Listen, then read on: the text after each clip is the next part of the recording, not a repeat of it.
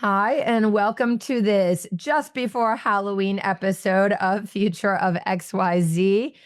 We are talking about a topic today that our guest, Tey Bannerman, put together, and I'm so excited to do it. Tey, thanks for being on Future of XYZ. Thanks for having me. Well, you have your roots both as a product designer, but also as a software engineer, which is a very Correct. cool combination and something I think that kind of is what we'll end up talking about a lot today. You've spent over 20 years in the tech industry. You just recently stepped away after 8.5 years as a partner at the global management consultancy McKinsey and Company, where you had been the head of their design practice, or I guess it's McKinsey Design Europe, as well as like leading and building the firm's digital and design capabilities, especially related to AI transformation. I know you have lots of other background that's really interesting. We'll weave it into the conversation.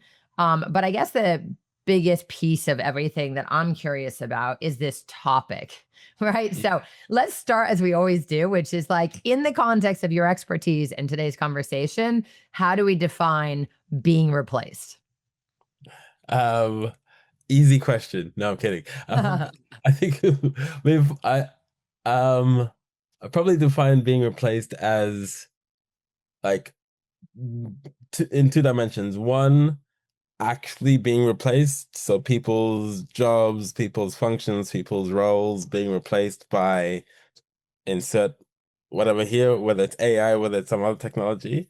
And then I think the other side of that is around human cognition and thought processes being outsourced to technology and what that means for long-term decision making, long-term ability to recover from failure, and so on. Wow. Okay. Well, we had joked in preparing for this conversation that the episode is perfect for this day before Halloween because it's pretty spooky to imagine being replaced. I find that there's a lot of talk about this right now, Yeah. especially about jobs going away because of AI. So, that first of the things that you've just defined. Yeah. What's your take on that? And is the reality as scary as it's being made out to be? Yeah. I mean, I don't think the reality is as scary as some are making it out to me. I think what I'm seeing is like this dichotomy where it's either everything's really bad and awful and really scary, or everything is great and AI is going to fix the world.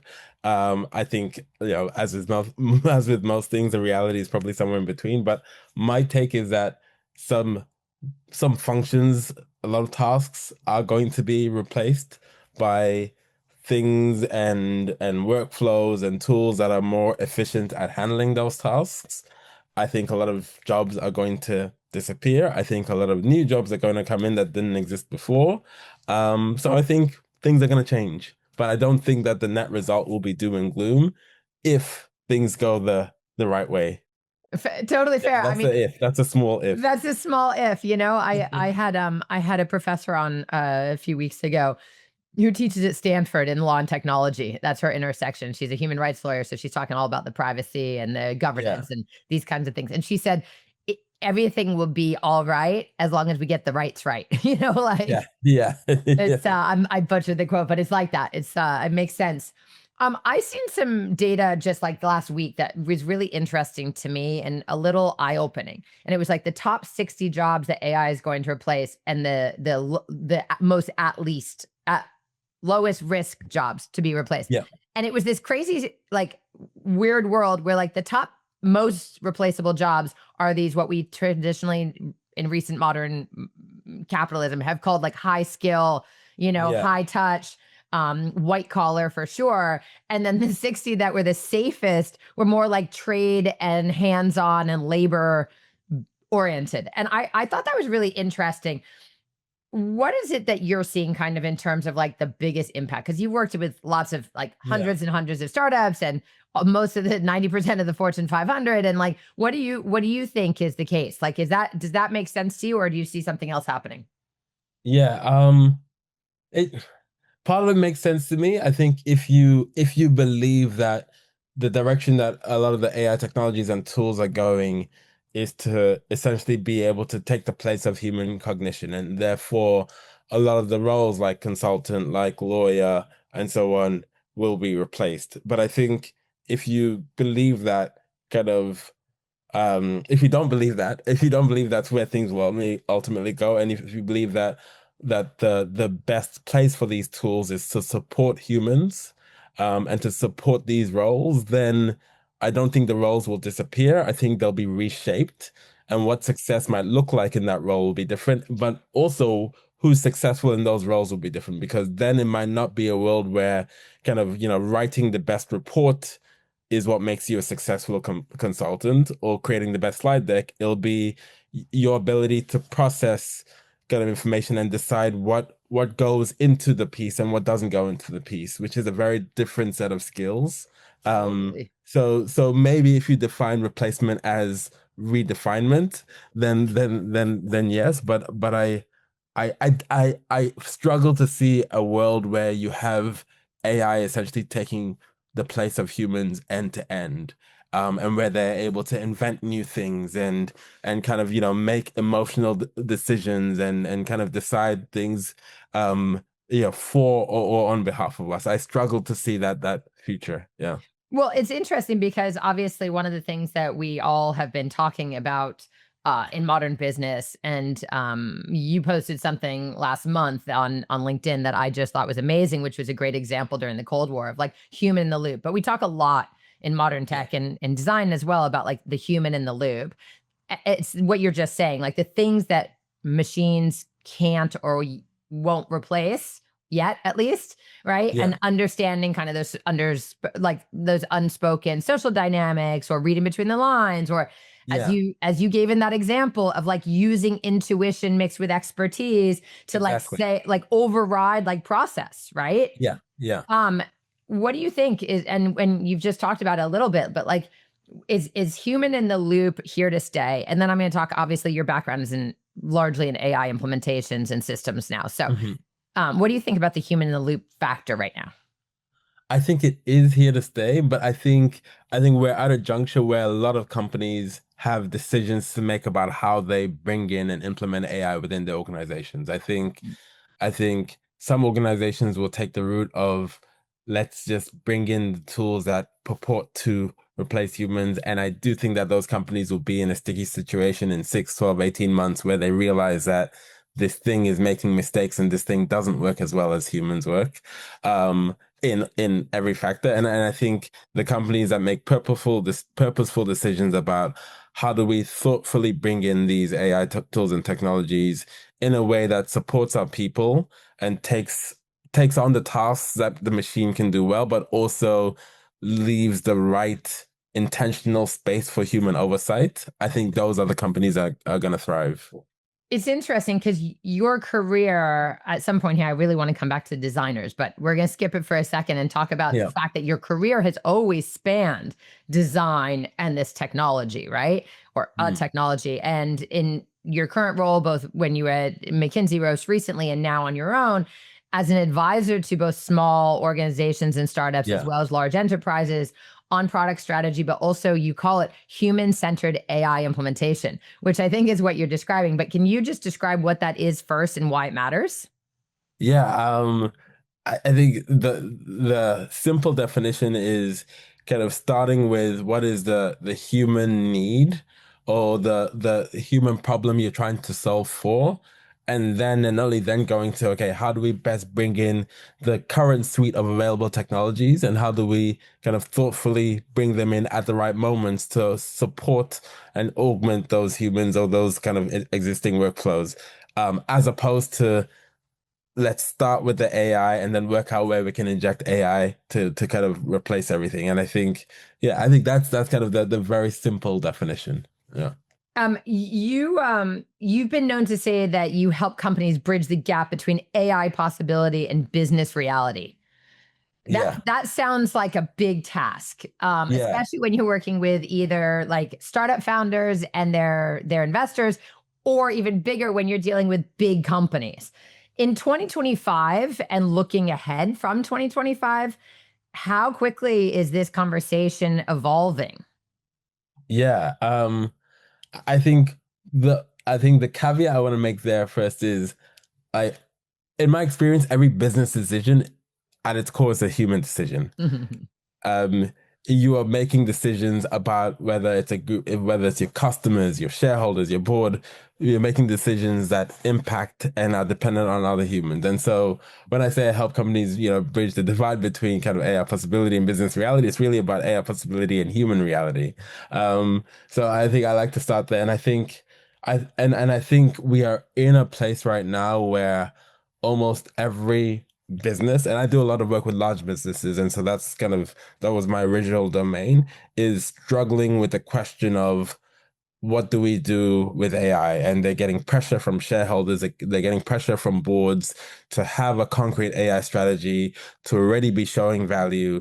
And so I think when you bring in that pressure with the uncertainty as to one, what's actually possible in my business or domain, because no one's really done this before. Two, you're getting a lot of marketing from AI companies saying that, our tools, our technology can do everything and it's Totally. unproven. And then three, there are a lot of second and third order effects that are to a lot of businesses yet unknown. So if I do bring in this kind of, AI tool that replaces an entire part of my business, what does that mean for my other people? What does that mean in terms of the governance and oversight I need? How does that change my company's culture? I think there are all these questions that leaders are grappling with. And so what I really try and do is, on the one hand, help them see their blind spots before they become kind of, Flaming car fires. accidents. Yeah. Yeah. And then to help them kind of start from the position of how do we help humans first, as opposed to how do we buy the AI technology first and then work out what to do with it. I mean, I imagine coming back to the topic at hand of being replaced.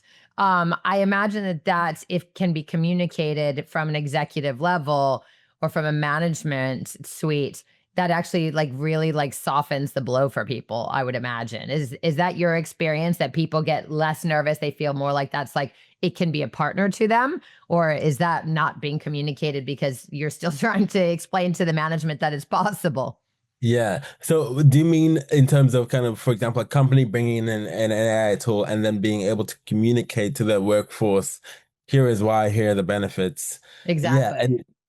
And I think that's a huge factor. And I think it's a factor that a lot of companies are underestimating, because I think even before generative AI, if I think back to 6 or 7 years ago when I was working on machine learning projects, we were already seeing kind of companies build a very heavy machine learning model that might, predict insurance claims or predict kind of, the level to which you should kind of, reach out to a customer early versus later Right. on, and finding that the customer service reps who were meant to be using these models just weren't using them. And so when you have business cases predicated on 100% adoption, and you have, 6% adoption, you are bringing in and investing heavily in a technology that doesn't see any return. And it's not until kind of, you get to the point where you go, okay, why aren't people using it? That a lot of companies go, oh, wait, we need to invest in adoption and education, and not only that, but in starting from understanding where the people that are going to use it actually need support, and how we kind of design something that works for them, as opposed to designing in isolation, bringing it in and going, wait, why aren't people actually doing anything It's with it? change management, right? And Yeah, and yeah, organizational behavior type stuff. yeah, yeah, yeah, It leads me to a question that we originally had talked about, like what the topic of this conversation was going to be, and one of the things we had talked about, given your background, was like the future of design thinking. yeah, Design thinking seems to be this like hot button topic, but like what you've just described, I think of in terms of like the human factors in all of this. Um, you know, is there a role for design thinking in all of this? And I don't know, maybe that's not the right terminology today, but like what does that look like? Which is like, the AI conversation that companies are having, as you just said, like desperately needs to explain and understand the real world consequences and its employees and stakeholders' needs. yeah. Yeah, absolutely. And I think there is a role. I think, yeah, there's still the question of what's the right terminology. But I mean, just before this, I was speaking with a founder of a legal tech startup, and they're building an AI tool for legal professionals within companies to essentially kind of help them, I guess, speed up their processes and help them kind of make faster decisions because a lot of procurement, a lot of contract, a lot Mm, of kind of new vendor discussions within organizations are slowed down by legal teams having to yeah. go through the process. So they're building AI that helps, but in my experience, the legal profession is a profession where there is very little new technology that has been massively adopted. And what I was saying on the call was that, you have a profession that's fundamentally its success is built on reputation, risk, and trust. And if you're bringing in technology that they can't trust or they don't know how to calibrate their trust, and you haven't designed for that from the outset, you might have this technological perfect tool that has 100% accuracy, but if a lawyer goes, I'm not going to trust that, I'm not going to pay money for that, then you haven't designed for the right thing. And so that's where, you know, It's what we're fascinating. talking about comes in, where you start from, okay, how do we understand what are the right attributes they need to see in order to calibrate their trust? And how do we design from that from the beginning?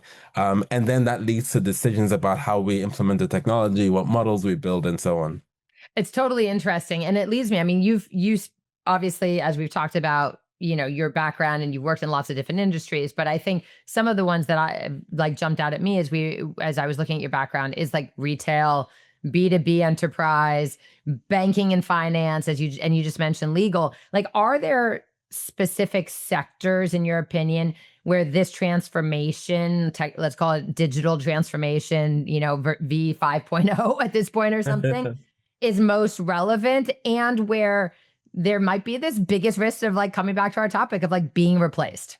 Yeah, I think any industry or profession where the tools and mechanisms that humans use to be great at their jobs is written down. So I think that's why like computer programming and coding has there's been massive impact because code is absolute. There is no inference. There's no kind Mhm. of there's nothing kind of spoken in kind of words or body language. It is the code you write and the note and the pull request and the notes you write against it are there. So when you have a large language model that learns from text, then yeah, it can learn to be a fantastic coder very well because 100% of what it needs is there and it's written down. So that's an example. But I think if you have, business relationships, or if you have kind of, running a shop where success is not only dependent on are you functionally excellent, but can you, do people want to be around you? Do people trust you? Those aren't written down. And so I think the industries and professions where where things are heavily codified, written down, are probably going to be a biggest threat. Um, and I think everything else that still requires human relationships is going to be fine at least for a while. Yeah. It makes total sense. I want to come back to like your expertise in design, Tay, because it kind of is this like red thread throughout all of this. I get the feeling in my role at IF Design, when I speak to designers and design organizations, I don't get the sense that designers themselves fear that they're going to become obsolete, but I get the sense that they fear that their organizations are going to see them as obsolete, which is Yeah. Yeah. it's an interesting kind of fine line to walk, Yeah. right? Um, talk about this a little bit. I mean, like, and do you see the same thing, or what are you seeing?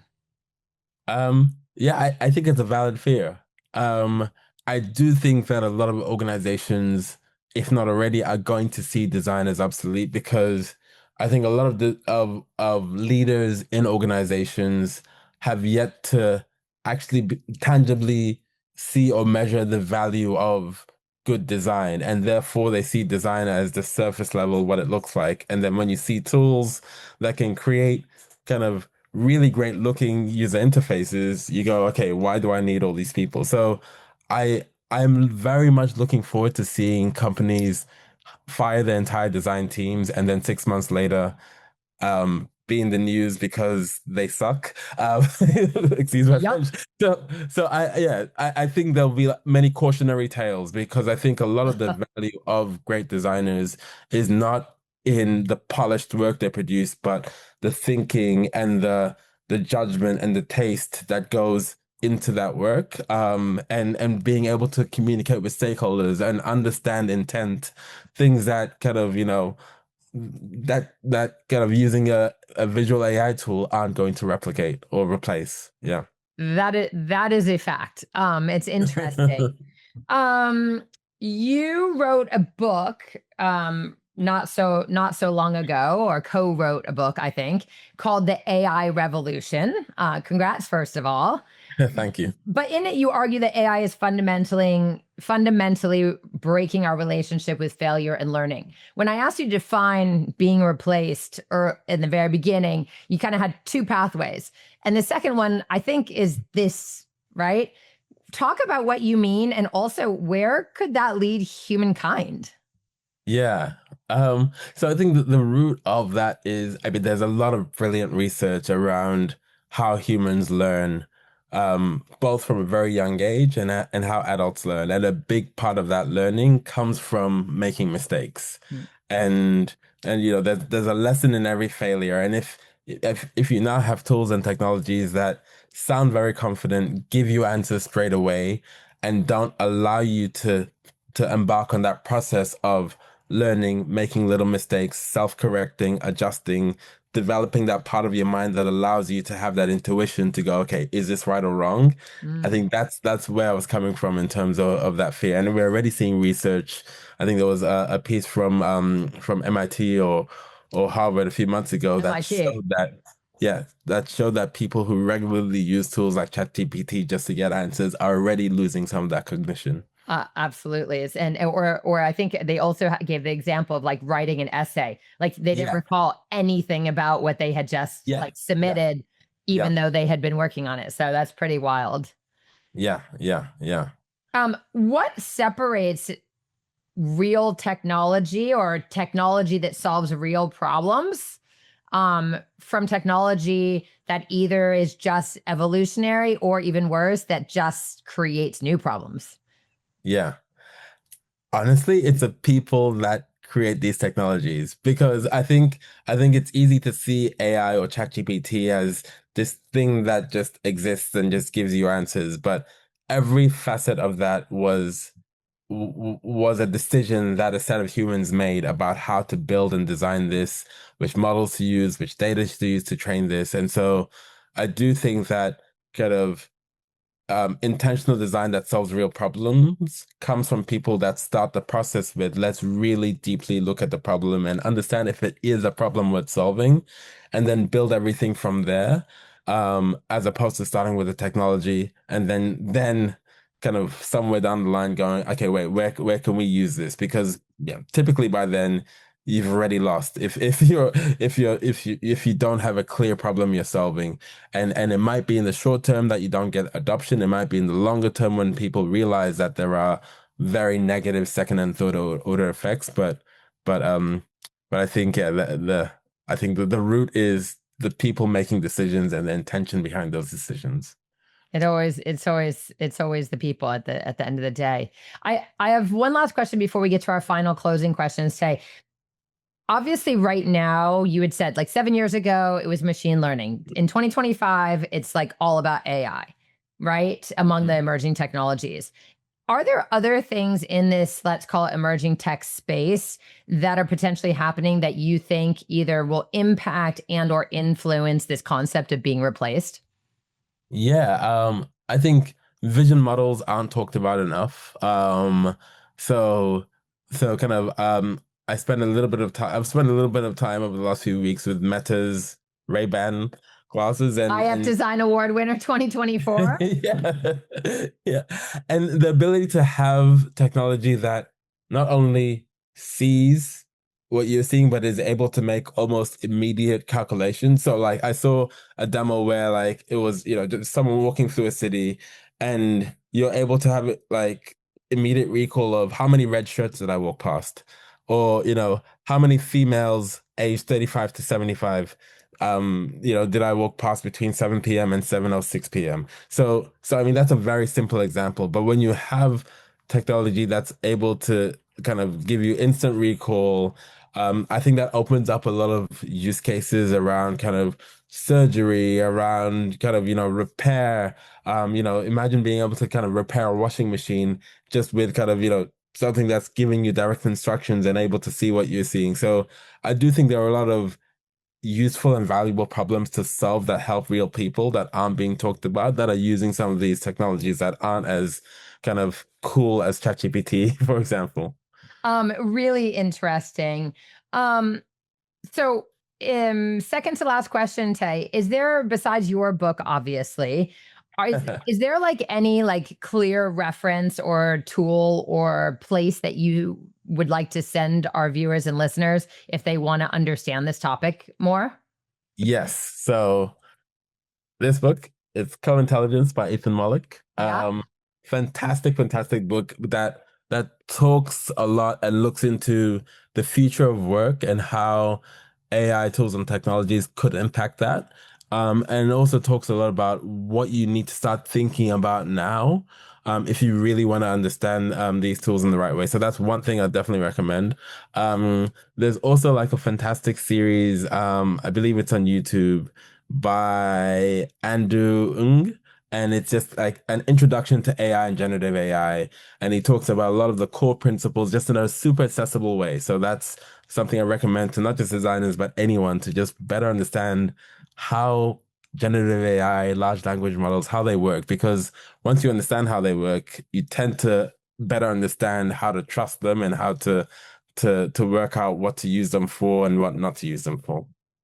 Thank you for that. That's like I hadn't even prepped you for that question, so thanks for being like on hand. That's amazing. Last question is the same as we always ask every guest. What's your greatest hope for the future of being replaced in 25 years, so like 2050? Yeah. Ooh, 2050. My biggest hope is that being replaced means that the tasks that are not well suited to humans doing and that add stress and friction rather than bring joy are replaced. And we're in a world where humans, the planet, the world we live in is better off as a result of the technologies that we're bringing in because they've been thoughtfully and intentionally designed to solve real problems. And also a world where everything isn't just about making money. I just wanted to throw that in Oh, I'm so with you on that one. Tey Bannerman, thanks for joining us on Future of XYZ today, the day before Halloween, live from London. there. Thank you so much for having me. All of our watchers and listeners, if you didn't already know, you can get all show notes, links, etc. at www.ifdesign.com/future of XYZ. You can find us anywhere you get your favorite podcast. Please leave us a 5-star review so others can find us. You can watch on YouTube or follow on Instagram. Thank you again, Tay, and we will see you all again in 2 weeks. Thank you.